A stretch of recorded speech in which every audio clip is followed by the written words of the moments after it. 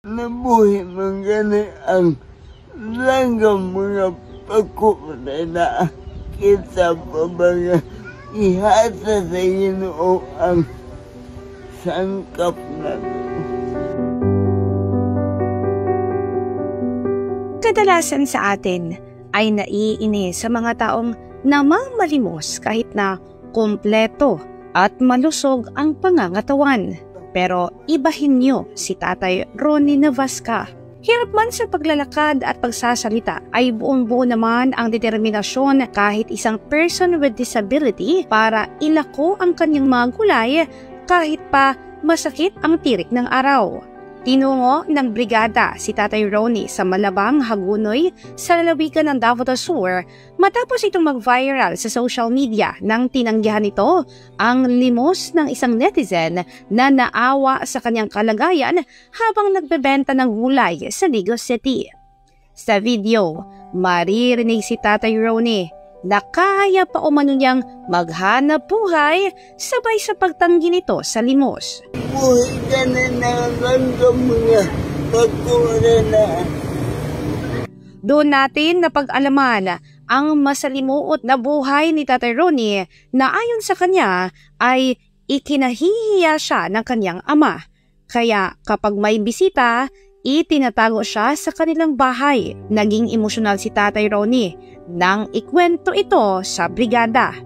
Sa unang ibinago, sa pamili kami.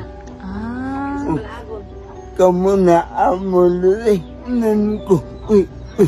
Tago. Patago kasi mo. Tago ko.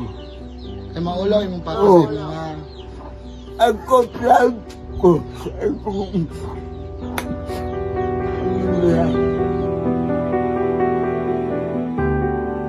Nagkakulay umano ang buhay ni Tatay Ronnie nang matagpuan ang kanyang asawa na si Adelita Navasca na buong-buo namang tinanggap ang kanyang kapansanan at minahal siya. Ang tao kanay punodong no.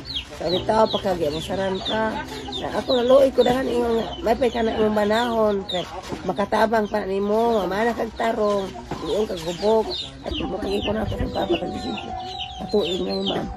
Sa likod ng kapansanan ni Tatay Ronnie ay may adopted daughter pa ito na napaiyak ng in-interview ng brigada dahil sa pasasalamat sa kanya. Pasalamat ko sa Ginoo sa kaayo ni Papa, askin. Inara siya, akong ipasalamatan ng Ginoo nga kanang lagsik pa siya o ang mga isuna ko. Kanang nanagbubi kami nga naning kamot siya dili pares ng uban nanagbo lang kay nagsigig pangayo ang ginikanan. Tanging hiling ngayon ni Tatay Ronnie na magkaroon ng kabayo para katuwang sa kanyang paghahanap buhay. Matapos ang trending video ni Tatay Ronnie, isang grupo ng mga event organizer sa Davao del Sur sa tungunan ni Yuri Tan ay binigyan ito ng regalong pangkabuhayan, sari-sari store package, bigas at pera. Reserve na nimo, wala dito ng ngayo. Initiate na sa mga tao. Salamat din sa mga naghatag. Sa kasagsagan ng interview ng brigada kay Tatay Ronnie, ay paulit-ulit nitong sinasabi ang kanyang paboritong kasabihan. Ay niya, mas ayaw maning kakamot ita nung kamangayo nabuhi man gani ang langgam mga pagkukulay na kita pa ba nga ihasa sa Ginoo ang sangkap na ito.